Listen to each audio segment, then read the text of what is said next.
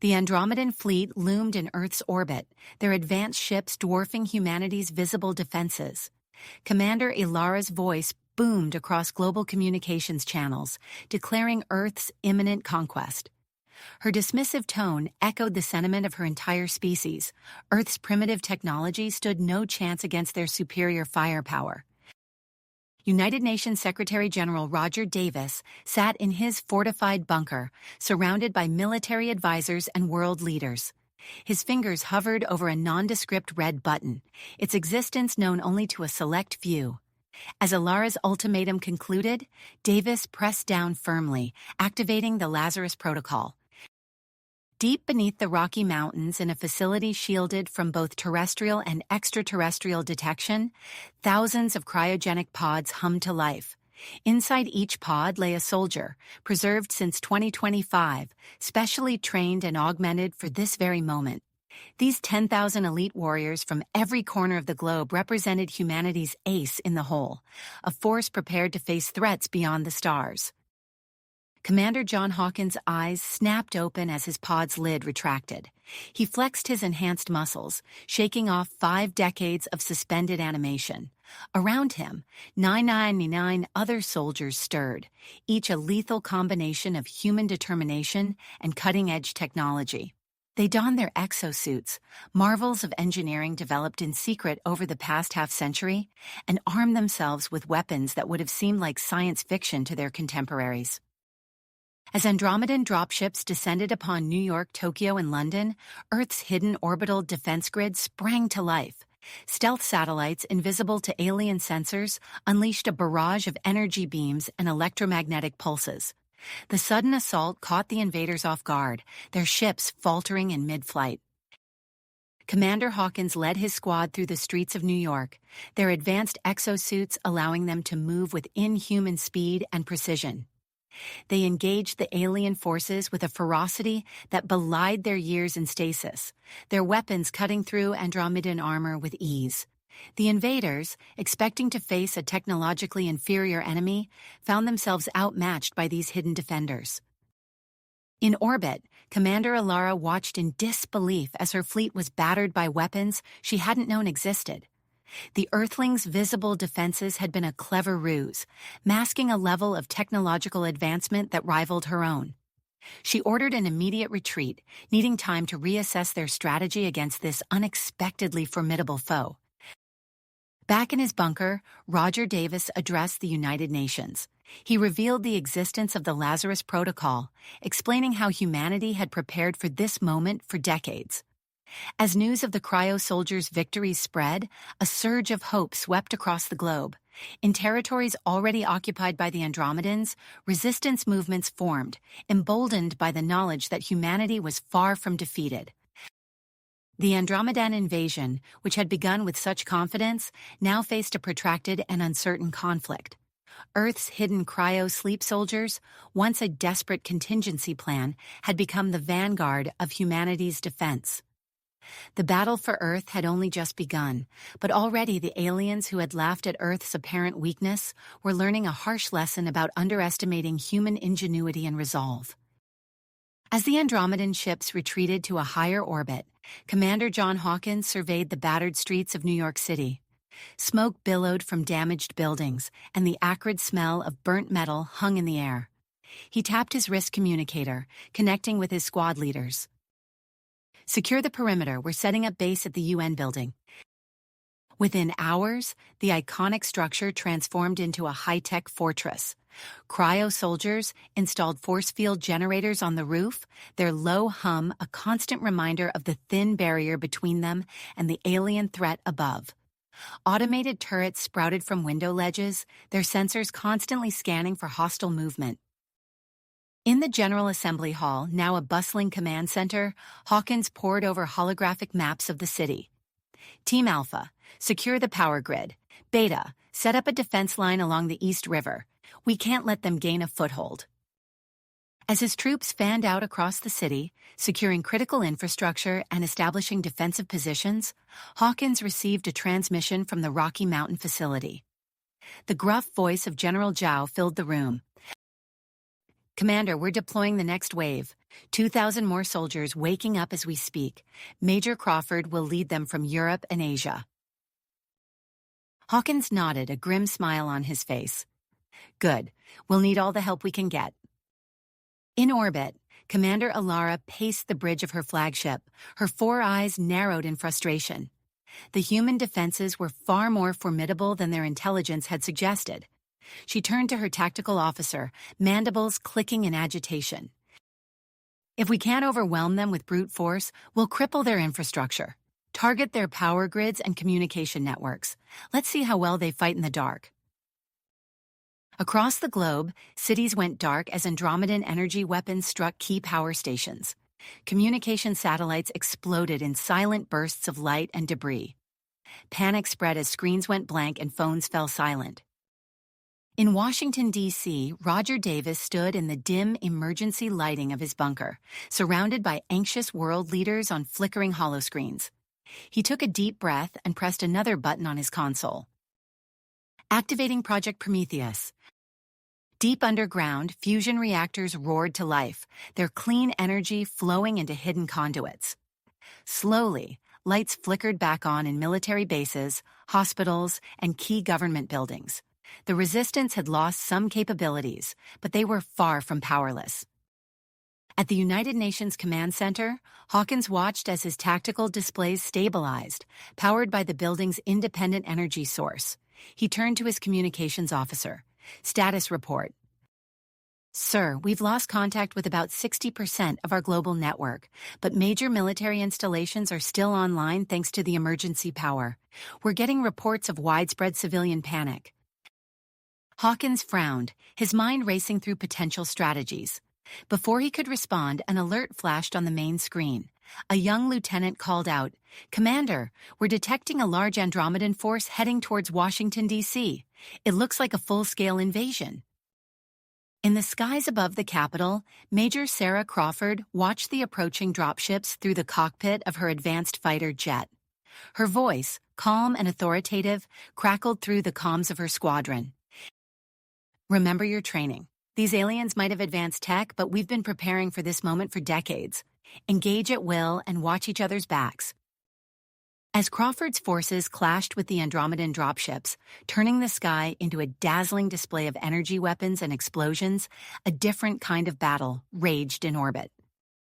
On a cloaked space station, Dr. Marcus Wong and his team worked feverishly, surrounded by disassembled pieces of Andromedan technology.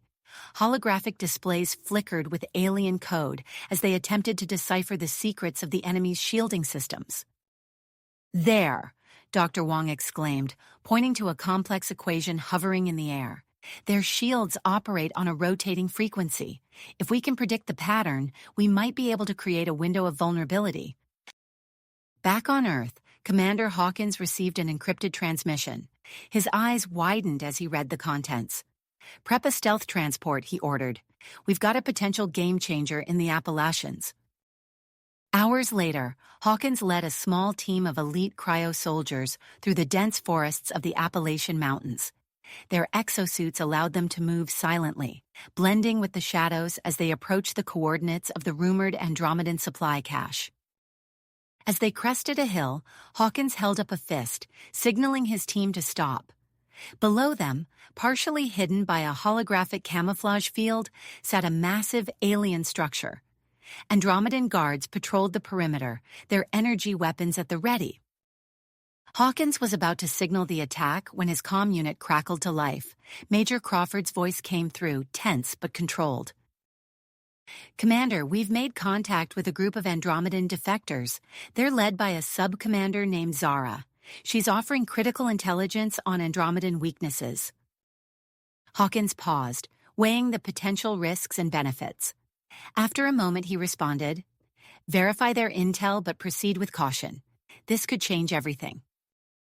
As Hawkins turned his attention back to the alien supply cache, the fate of Earth hung in the balance.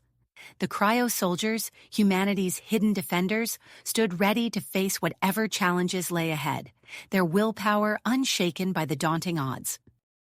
Commander Hawkins crouched behind a moss-covered boulder, his exosuit's adaptive camouflage blending seamlessly with the Appalachian foliage. He raised a hand, signaling his team to halt. Ahead, the shimmering outline of the Andromedan supply cache rippled like a mirage in the dense forest. "Thermals show 12 hostiles patrolling the perimeter," whispered Lieutenant Chen, her voice barely audible through the team's secure comm channel. Hawkins nodded, his mind racing through potential entry strategies. "Deploy sonic disruptors. We move on my mark." As the team readied their equipment, Hawkins couldn't shake the feeling that this cache was more than just a supply depot. The level of security seemed excessive for a simple storage facility. 3, 2, 1, mark. In perfect synchronization, the Cryo soldiers activated their sonic disruptors. The high-frequency waves, inaudible to human ears, caused the Andromedan guards to collapse, clutching their heads in agony. Hawkins and his team surged forward, their exosuits allowing them to cover the distance in seconds. Chen, Rodriguez, secure the entrance. Everyone else, fan out and sweep for additional hostiles. As his team moved with practiced efficiency, Hawkins approached the shimmering holographic barrier. He pulled out a device Dr. Wong had provided, calibrated to disrupt the alien cloaking technology. With a low hum, the device activated and the barrier flickered out of existence, revealing a massive metal structure embedded in the mountainside. "Control, this is Hawkins. We've secured the perimeter and are preparing to enter the facility. Stand by for updates." Inside, the team moved cautiously through eerily lit corridors. The walls pulsed with an otherworldly blue glow, emanating from what appeared to be organic circuitry. They soon entered a vast chamber that took their breath away. Rows upon rows of alien weaponry lined the walls, each more menacing than the last. Energy cells hummed with awe-inspiring power, and strange devices that defied human understanding filled every available space. "My God," breathed Sergeant Costas, "there's enough firepower here to level a continent." Hawkins nodded grimly. "All right, let's get to work. Costas, start cataloging the weapons. Chen, focus on those energy cells. Rodriguez, see what you can make of their communication devices.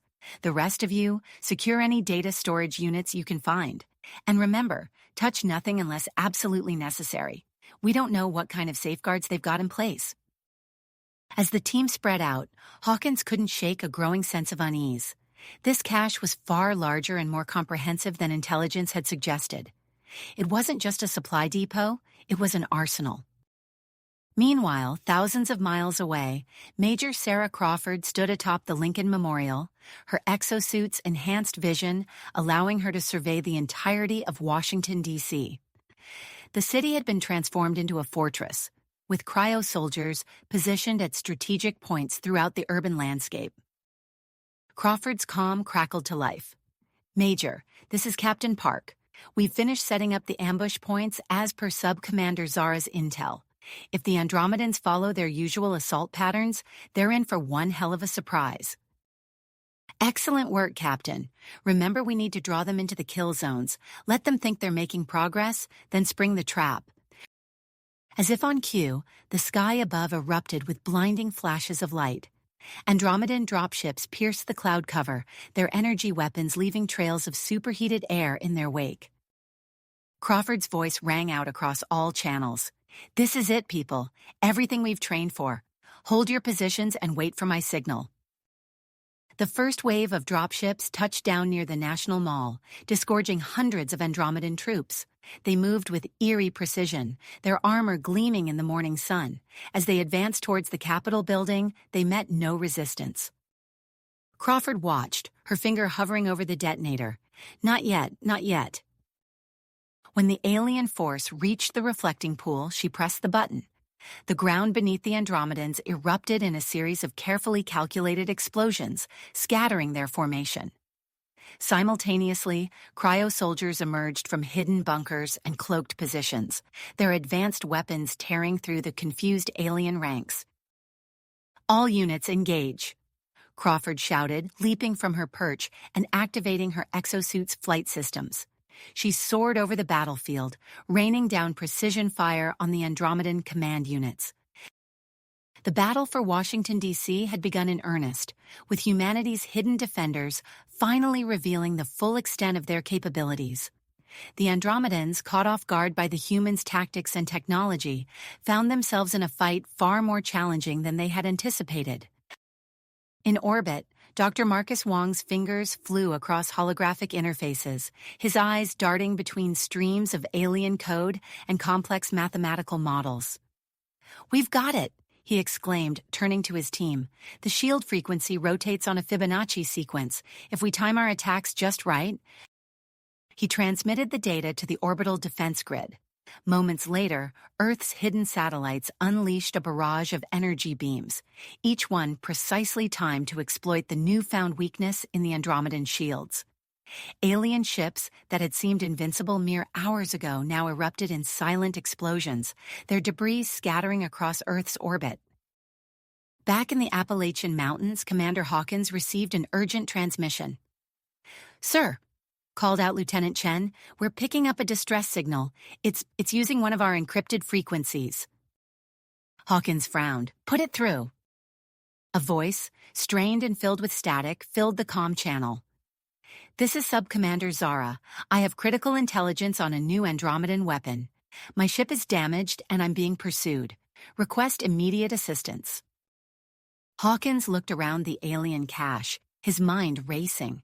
The technology they had secured could turn the tide of the war, but the information Zara carried might be even more crucial. "Rodriguez," he called out, "how close are we to finishing the inventory?" "We've cataloged about 60% of the cache, sir, but there's so much here it could take days to properly document everything." Hawkins made his decision. "Pack up what we can carry. We're moving out in 5 minutes to assist the defector." As his team scrambled to secure the most promising pieces of alien tech, Hawkins couldn't help but wonder if he was making the right choice. The fate of Earth might well depend on what Zara knew, but abandoning this treasure trove of Andromedan weaponry felt like a massive gamble. Outside, the forest had grown eerily quiet. Hawkins activated his long-range scanners, searching for signs of Zara's ship or her Andromedan pursuers. In the distance, he detected faint energy signatures consistent with damaged alien craft. "Lock and load," he ordered his team.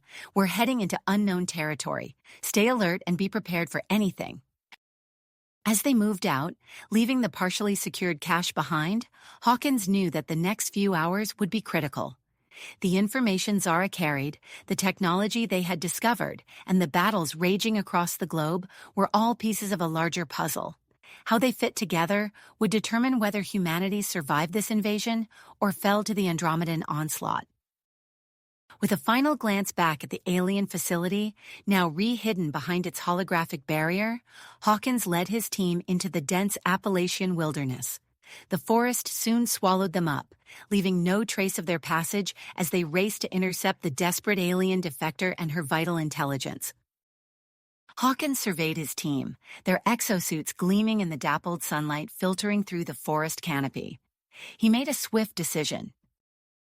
"Chen, Rodriguez, take half the team and transport the Andromedan tech back to base. The rest of you with me. We're going after Zara." As Chen's group disappeared into the underbrush with their precious cargo, Hawkins activated his exosuit's advanced propulsion system.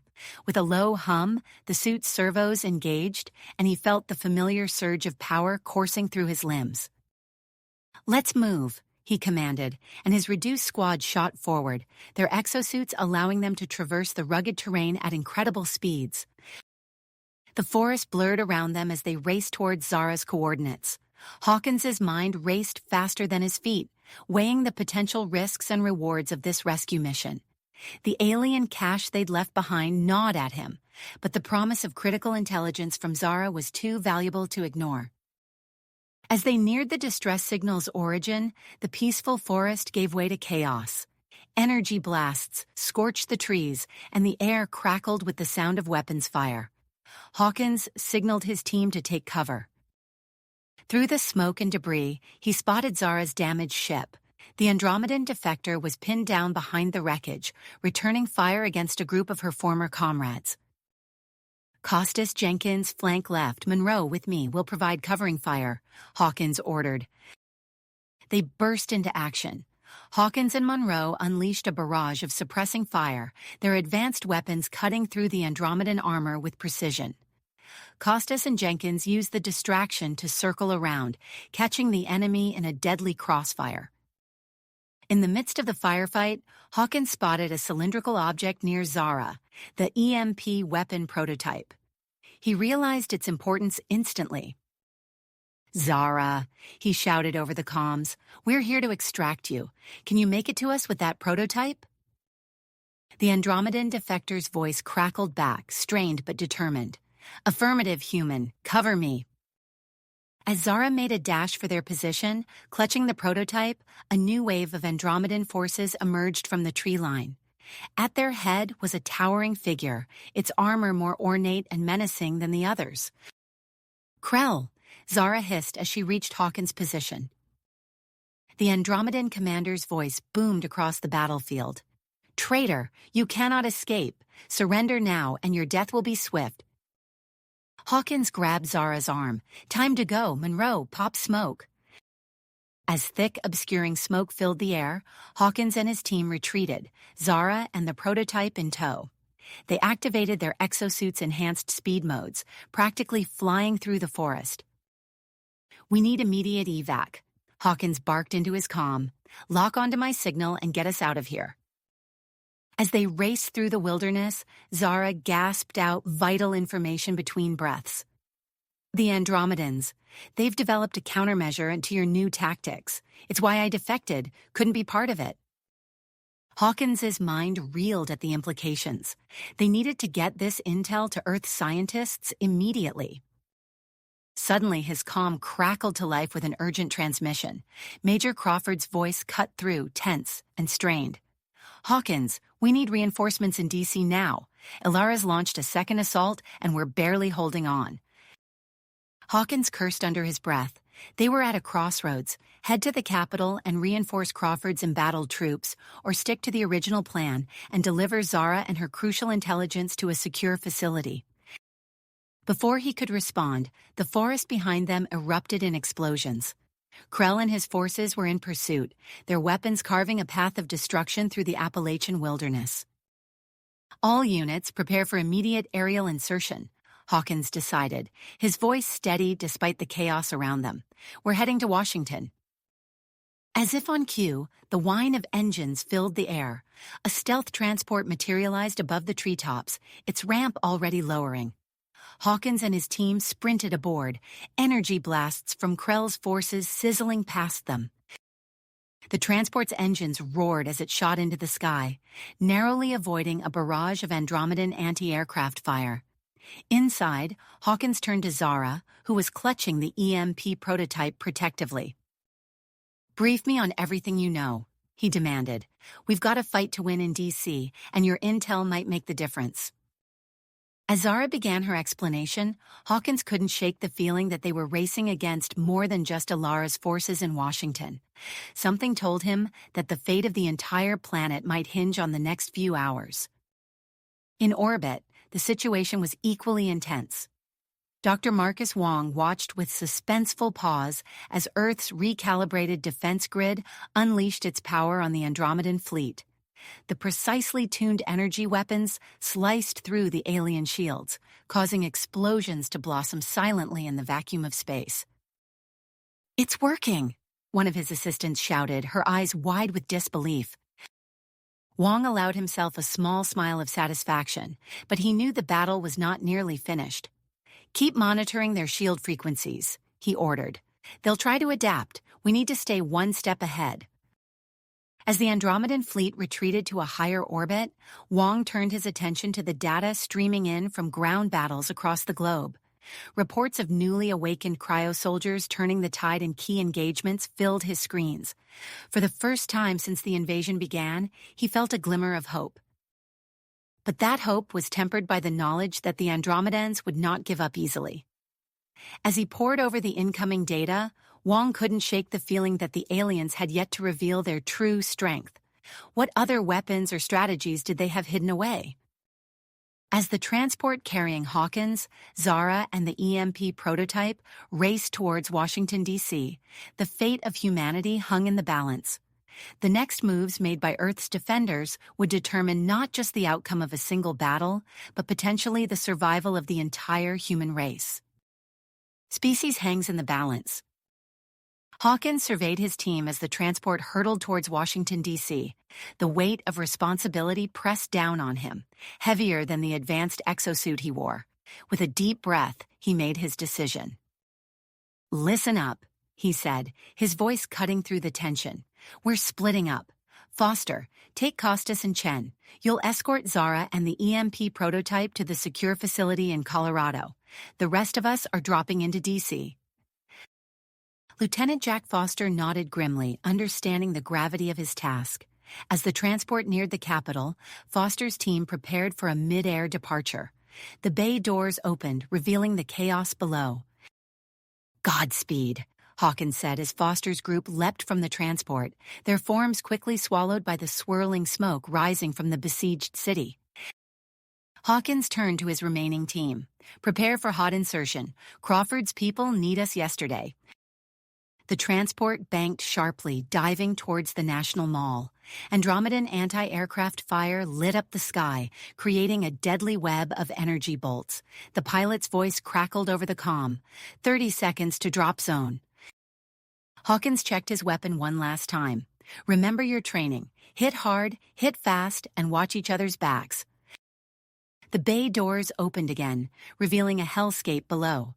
The once pristine mall was now a pockmarked battlefield, with human and Andromedan forces locked in fierce combat around the blackened husk of the Washington Monument. "Go, go, go," Hawkins shouted. They leapt into the maelstrom, exosuits providing a measure of protection as they plummeted towards the Earth. Energy bolts sizzled past them, the air thick with the acrid smell of ozone and burning debris. Hawkins watched in horror as two of his soldiers were hit mid-descent, their suits erupting in flames as they spiraled out of control. He gritted his teeth, forcing himself to focus on the landing. His exosuit's shock absorbers kicked in as he hit the ground, the impact sending tremors through his body despite the advanced technology. Around him, the surviving members of his team landed in a tight formation, immediately taking up defensive positions. Through the smoke and chaos, Hawkins spotted Major Crawford's position near the ruins of the Smithsonian Castle. He signaled to his team, and they began fighting their way across the battlefield. "Crawford, this is Hawkins," he shouted into his comm. "We're on the ground and moving to your position." "About damn time." Crawford's voice crackled back, punctuated by the sound of weapons fire. "Ilara's forces have us pinned down. We need to push them back before they overrun us completely."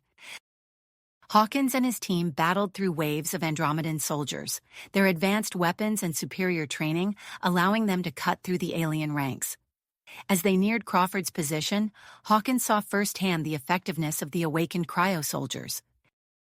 These enhanced warriors moved with inhuman speed and precision, their augmented reflexes and strength giving them a decisive edge in close-quarters combat. Hawkins watched as one Cryo soldier single-handedly took down 3 Andromedan heavy infantry units, its movements a blur of lethal efficiency. "Major Crawford," Hawkins called out as they finally reached her position. "What's the situation?"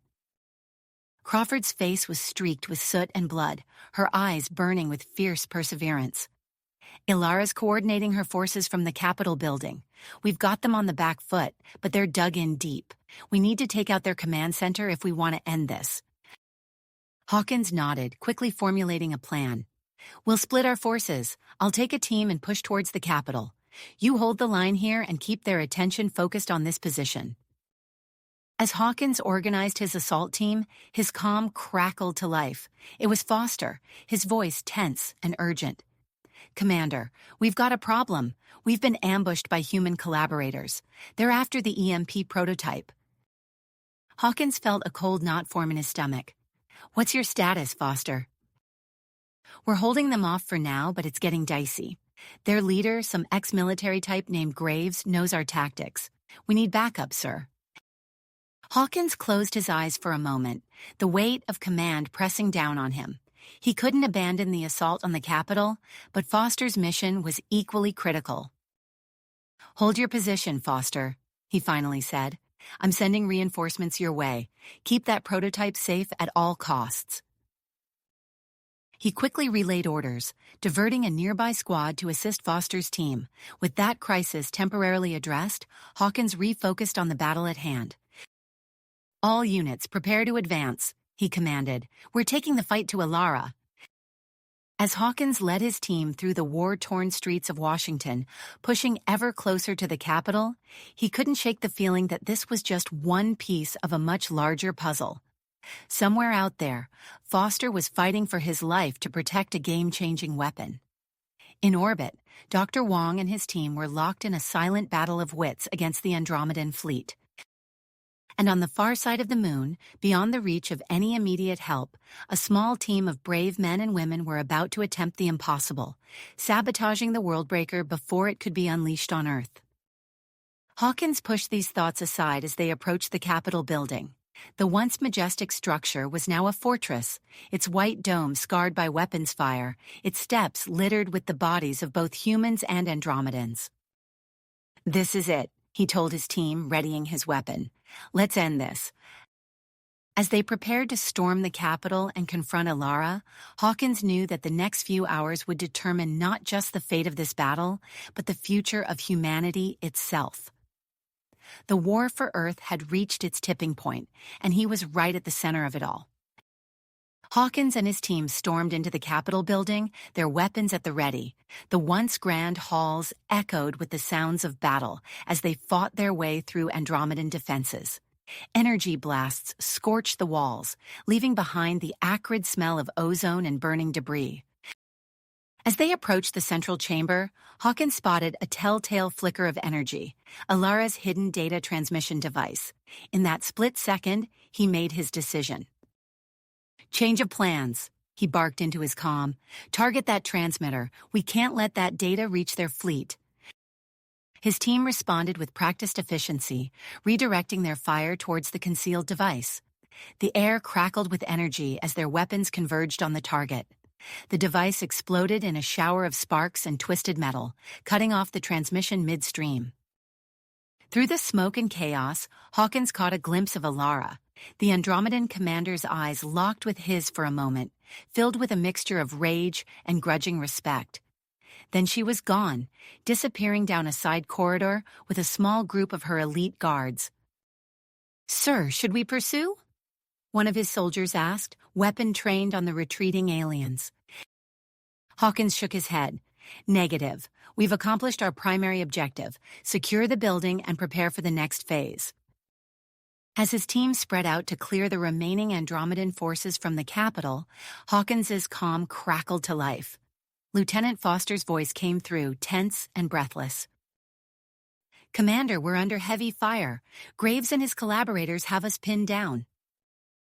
Hawkins could hear the sounds of intense combat in the background. "What's your status, Foster?"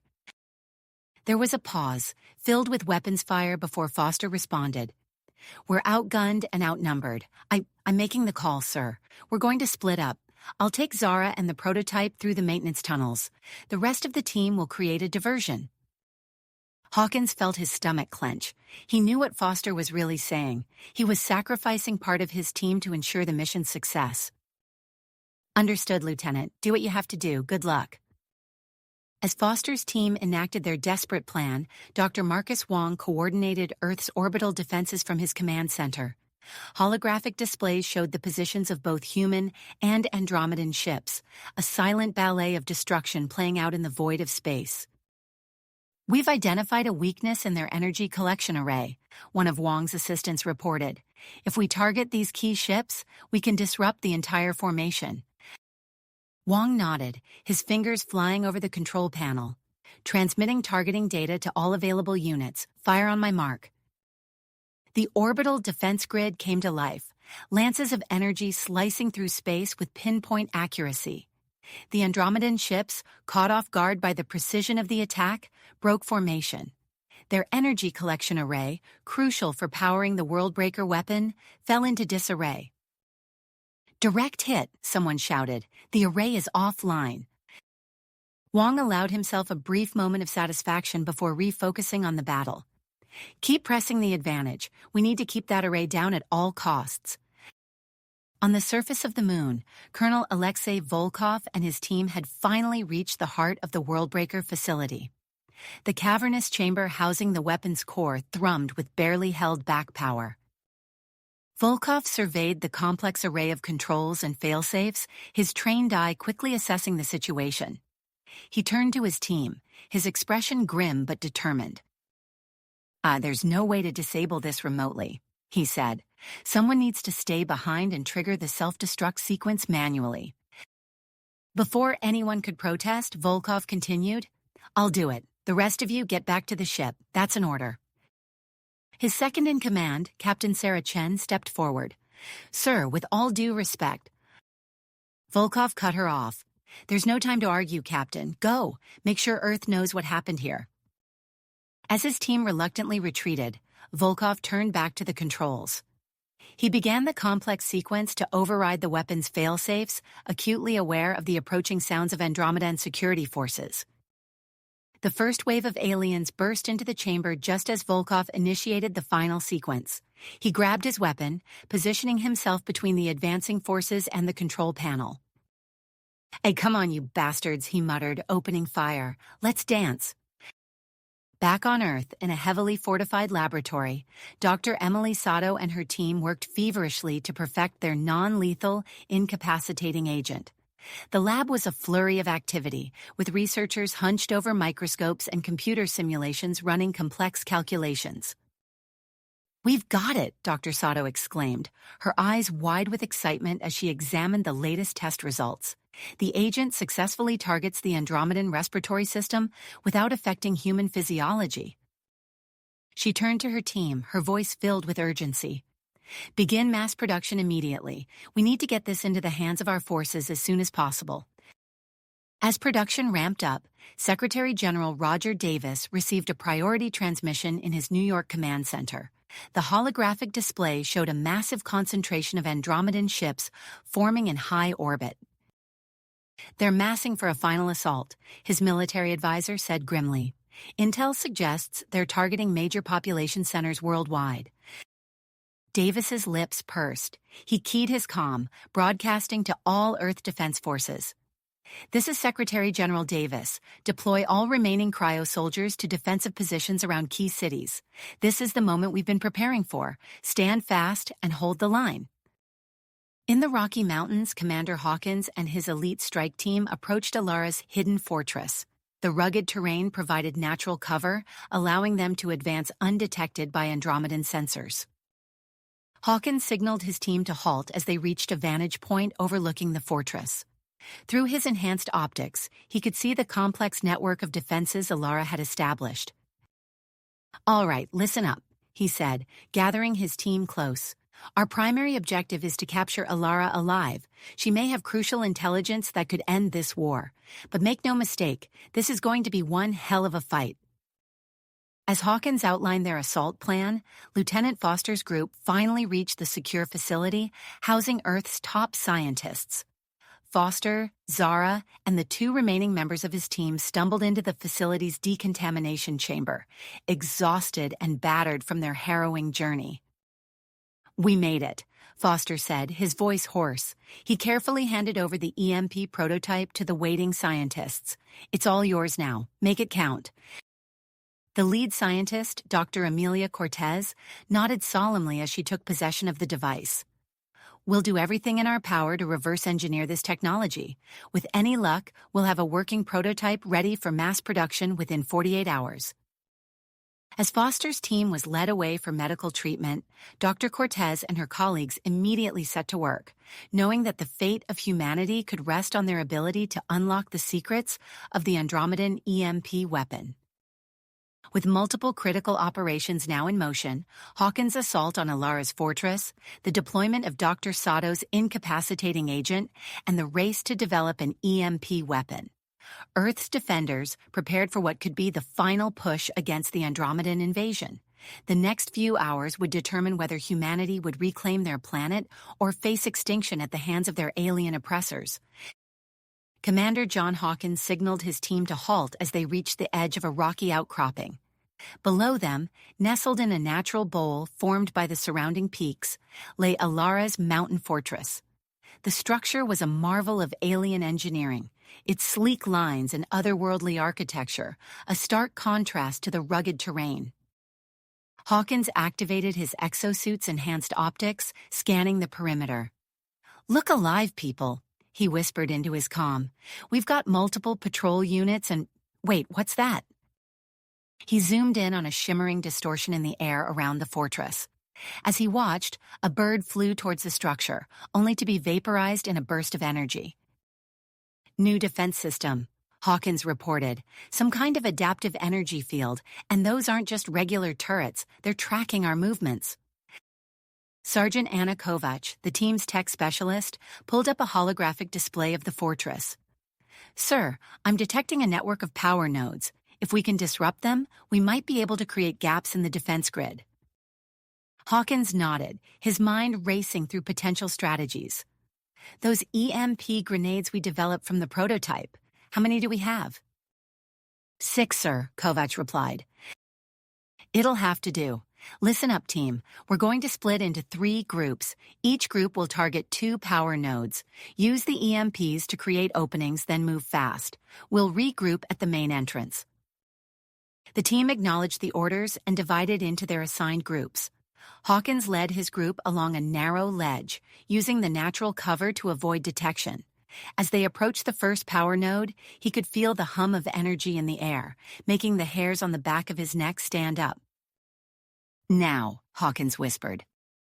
Kovac lobbed the EMP grenade with pinpoint accuracy. It detonated in a silent burst of blue-white light, momentarily shorting out a section of the energy field. The team surged forward, their exosuits allowing them to cover the distance in seconds. As they reached the outer wall, alarms blared throughout the fortress. Hawkins heard the whine of charging weapons as Andromedan elite guards poured out of the structure. "Incoming!" he shouted, diving behind a jutting piece of metallic architecture. Energy blasts sizzled past, leaving scorch marks on the wall behind him. The rest of his team found cover, returning fire with their own advanced weaponry, the air filled with the acrid smell of ozone and burning metal as human and Andromedan technology clashed. Hawkins spotted an opening and signaled to his team. They leapfrogged forward, using their exosuits' enhanced strength and agility to bound from cover to cover. As they fought their way towards the main entrance, Hawkins saw the other 2 groups converging on their position, leaving disabled Andromedan guards in their wake. Inside the secure facility housing Earth's top scientists, Lieutenant Jack Foster paced nervously. The lab was a hive of activity, with researchers and engineers working feverishly to modify the EMP prototype for large-scale deployment. Dr. Amelia Cortez approached Foster, her eyes bright with excitement despite the dark circles beneath them. "Lieutenant, we've done it. The first batch of EMP missiles is ready for launch." Foster's heart raced. "How many?" 12, Cortez replied. "Not enough to take out the entire fleet, but enough to make a significant dent in their defenses." Foster nodded, keying his comm. "Command, this is Foster. We have EMP missiles ready for deployment. Requesting targeting data for maximum impact." As he waited for a response, Foster's thoughts turned to Hawkins and his team. He hoped the commander was having as much success as they were. In New York, Dr. Emily Sato stood before a holographic display, monitoring the dispersal of her non-lethal incapacitating agent. Secretary General Roger Davis watched from nearby, his face a mask of tension. "It's working," Sato reported, her voice filled with a mixture of relief and disbelief. "Andromedan ground forces are showing significant signs of disorientation and weakness." Davis nodded grimly. Good work, Doctor. Now we just have to hope it's enough to turn the tide.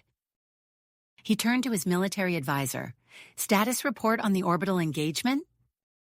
The advisor pulled up a new holographic display. Sir, Dr. Wong has identified a vulnerability in the Andromedan fleet formation. He's targeting a lead ship that appears to be coordinating their attack. As they watched, a concentrated burst of energy from Earth's orbital defense grid struck the Andromedan command ship. The alien vessel erupted in a spectacular explosion, sending shockwaves through the surrounding fleet. Direct hit, the advisor exclaimed. The Andromedan fleet is breaking formation. They're in disarray. Davis allowed himself a small smile. Press the advantage.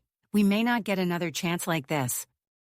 Back in the Rocky Mountains, Hawkins and his team fought their way deeper into Alara's fortress. The narrow corridors echoed with the sounds of battle as they encountered increasingly fierce resistance. Commander, one of his soldiers called out, we've got a problem. Our scans are picking up some kind of massive energy signature below us. Hawkins frowned, checking his own readings. That's no ordinary power source. Whatever it is, we can't let the Andromedans keep it. Johnson, take half the team and investigate. The rest of us will push on to Alara's command center. As the team split up, Hawkins led his group towards the heart of the fortress. They encountered heavier resistance with each level they descended, facing waves of Andromedan elite guards equipped with advanced armor and weapons that rivaled their own. Finally, they reached a massive set of doors that could only lead to the command center. Hawkins placed breaching charges while his team provided cover fire. Ready? He asked, his finger hovering over the detonator. His team nodded, gripping their weapons tightly. Breach. The doors exploded inward in a shower of metal and energy. Hawkins charged through the smoke, his weapon raised, only to stop short at the sight before him. Ilara stood in the center of the room, encased in an exosuit that made her tower over even the tallest human. The Andromedan commander's eyes locked onto Hawkins, a mix of contempt and respect in her alien gaze. Commander Hawkins, Ilara's voice reverberated through the room. I wondered when you would finally arrive. Hawkins raised his weapon, his team spreading out behind him. It's over, Ilara. Surrender, and we can end this without further bloodshed. Ilara's laughter was like grinding metal. Oh, Hawkins, you have no idea what you've walked into. With blinding speed, she lunged forward, her exosuit's enhanced limbs lashing out with devastating force. Hawkins barely managed to dodge, feeling the wind from the attack ruffle his hair. As Hawkins engaged Ilara in a brutal close-quarters fight, his calm crackled to life. It was Johnson, his voice tight with urgency. Commander, we've found it. It's some kind of gravity weapon. If they activate this thing, it could tear the planet apart. Hawkins grunted as he blocked another of Ilara's strikes. Disable it, whatever it takes.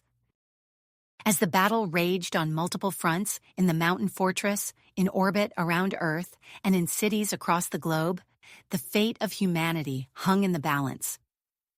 The next few hours would determine whether Earth would reclaim its freedom or fall to the Andromedan invasion once and for all. Hawkins barely ducked under Ilara's swinging arm, the air crackling with energy as her exosuit's enhanced limb missed him by millimeters. He countered with a swift uppercut, his own suit amplifying the force of the blow. Ilara staggered back, her alien features contorting in a mix of pain and fury. The command center had become a whirlwind of destruction, consoles sparking and walls dented from the titanic clash between human and Andromedan technology. Hawkins's team maintained a perimeter, keeping Ilara's guards at bay while their commander engaged in this pivotal duel. As they circled each other, Hawkins's mind raced, analyzing every movement, every potential weakness in Ilara's defenses. He knew that the fate of Earth could hinge on this very moment. Ilara lunged forward, her exosuit's arms morphing into blade-like appendages. Hawkins parried the strikes, the screech of metal on metal echoing through the chamber. He could feel the strain on his own suit, warning indicators flashing in his helmet display. Your resistance is admirable, Commander. Ilara's voice reverberated, a hint of respect coloring her tone. But ultimately futile. Your world will fall, as countless others have before it. Hawkins didn't waste breath on a reply. Instead, he feinted left, then dropped low, sweeping Alara's legs. The Andromedan commander stumbled, her massive frame temporarily off balance. In that split second, Hawkins saw his opening. With lightning speed, he drove his fist into a small gap in Alara's armor, just below her shoulder joint. The exosuit sparked and sputtered, its left arm going limp. Alara roared in frustration, but Hawkins pressed his advantage. A flurry of strikes followed, each one precisely targeted at the weak points in Alara's now compromised defenses. With a final, devastating blow to her helmet, Hawkins sent the Andromedan commander crashing to the ground. Alara lay still, her exosuit crackling with residual energy. Hawkins stood over her, his chest heaving from the exertion. "It's over," he said, his voice firm. "Earth stands."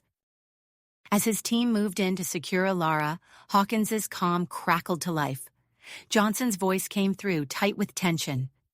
"Commander, we've reached the gravity weapon. It's unlike anything we've ever seen." Hawkins could hear the sounds of battle in the background. "Status report, Johnson." "Heavy resistance, sir. We've placed charges on what we believe are the critical components, but—" Johnson's voice cut out for a moment, replaced by the sound of energy weapons fire. When he returned, his tone was grim.